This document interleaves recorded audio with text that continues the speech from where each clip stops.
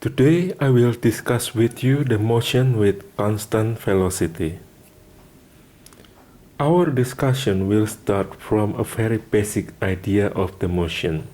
Here I will describe a method called gassing method, introduced by Professor Yohanes Surya from Indonesia. Gassing is an Indonesian word, and the meaning is a spinning top. But it is actually an abbreviation of gampang, or simple, or easy, asik, or fun, and menyenangkan, or delightful. The purpose of the gassing method is to create a simple, fun, and delightful method in math and science, including physics. So the students will be interested to study those subjects. The idea is always to start from a concrete or actual concept rather than the abstract one. We say that an object moves because its position changes. There is a physical quantity that can be used to distinguish between two traveling objects. It is the speed of the object. We say that the object moves faster if it goes farther than the slower one in the same amount of time, or for the same distance, the faster one will need a shorter time. The speed of an object always involves a distance and time. This is a picture of a speedometer on your car or your motorcycle, which tells you the speed of your car, and its unit can be kilometer per hour or mile per hour. It measures the distance per interval of time. Before we go further, I want you to take a note. You have learned about scalar and vector. Now we can see that the speed is scalar, but the velocity is a vector, which has magnitude and direction. The distance is scalar, but the displacement is a vector. Moreover, speed is related to the distance, but the velocity is related to the displacement. In our following discussion, I will use the term speed and distance, and the path of the object is a straight line. Further, I will not go into more detail about the mathematical definition of a velocity and displacement until we know about the derivative and integration in calculus. But don't worry, we will get into that sooner or later.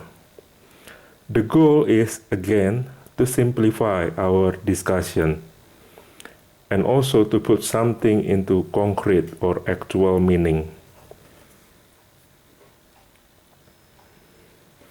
Now, an object is moving with constant velocity if it's moving in a straight line and the magnitude of its velocity or the speed is not changing.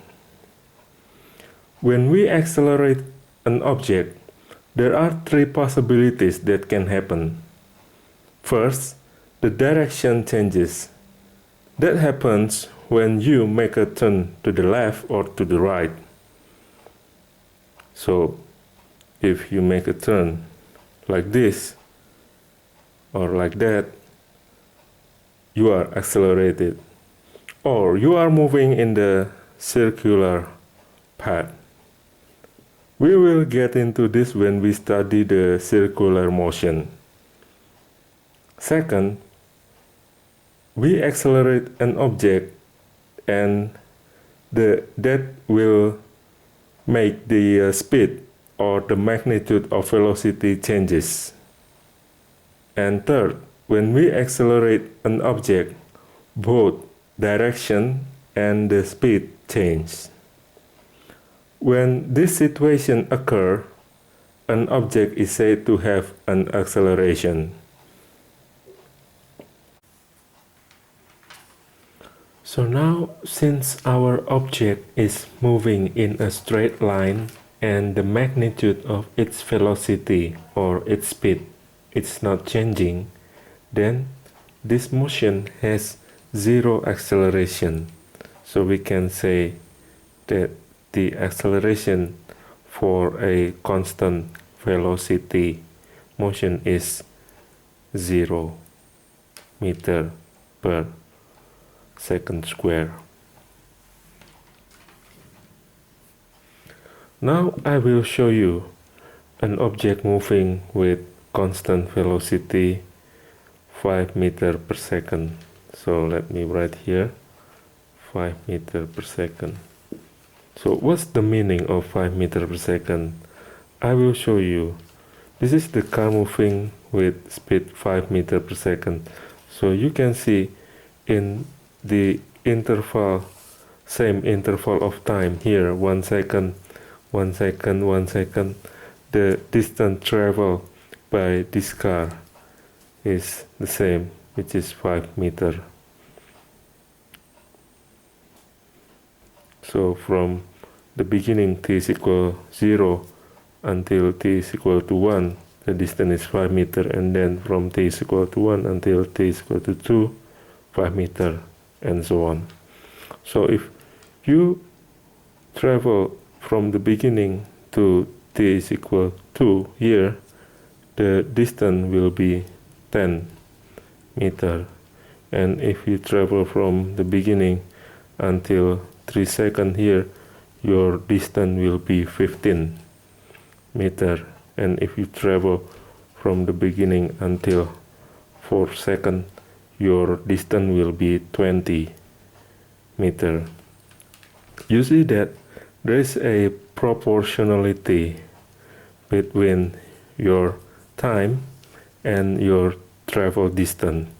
Here 2, you travel 10 meter, and then 3, you travel 15 meter, and if your time is 4 seconds, you travel 20 meter. Now I will show you the difference between two objects that have different magnitude of velocity. The first one has 5 meter per second, and then the second one has 10 meter per second. So as you saw before, for the first object here, the distance traveled in the 1 second interval of time is 5 meter. But for the second object here, for 1 second interval of time, the distance traveled is 10 meter. So this is longer distance, and that's the difference. So now let's see some examples. First, here we have an object moves with a constant speed 10 meters per second. We are asked to find the distance after 2 seconds. Alright, so now again 10 meters per second means that in 1 second this car moves 10 meters. So now if we want to find the distance after 2 seconds using the proportionality or ratio, you can get that after 2 seconds the distance will be 20 meter. And the second one here, we have an object moving with speed 8 meter per second, and now we need to find the distance after 3 seconds. So again, 8 meter per second means that in 1 second, the distance traveled by this object will be 8 meter. So using simple proportionality, after 3 seconds, you will get 24 meter.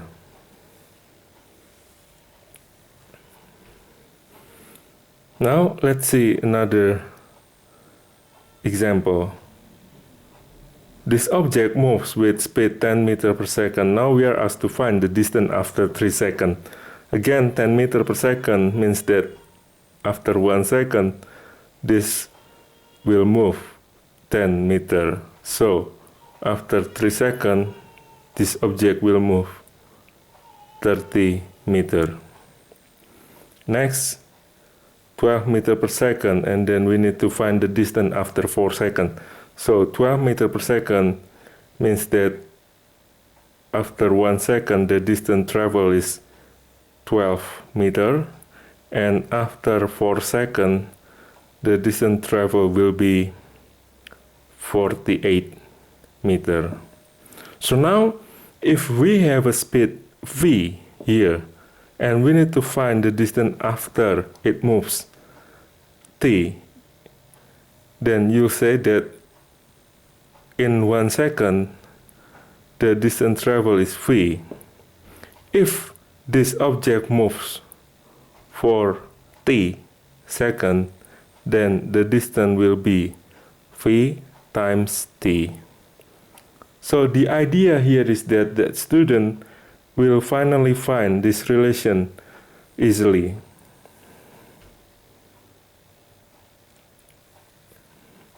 Now we move into some examples. First, this object is moving with speed 5 meter per second, and then we are asked to find the time needed to travel for 20 meter. So as you have learned before, 5 meter per second means that in 1 second the distance travel will be 5 meter. So now if the distance is 20 meter, then using a simple proportionality we'll get that the time needed here is 4 seconds. Next, an object moves with speed 8 meter per second, meaning that after 1 second the distance travel here will be 8 meter, and then we are asked to find the time for moving 24 meter here. So if the distance travel is 24, then the time needed here is 3 seconds. Now, an object moves 10 meter per second, and then we are asked to find the time after it moves 30 meters. So now 1 second is for 10 meters. So if it moves 30 meters, then this object will need 3 seconds. So you see that we just use the simple mathematics here to find the variable we want to find. And now 8 meters per second, we are asked to find the time for 40 meters. So 8 meters per second means that 1 second it moves 8 meters, so that when it moves 40 meters, that will need 5 seconds. So finally, if this object moves with speed v and the distance traveled here is d, you can find the time needed for traveling this distance. So v, meaning that 1 second the distance is v. So if you want to find the distance here, d here, so the time needed is d over v.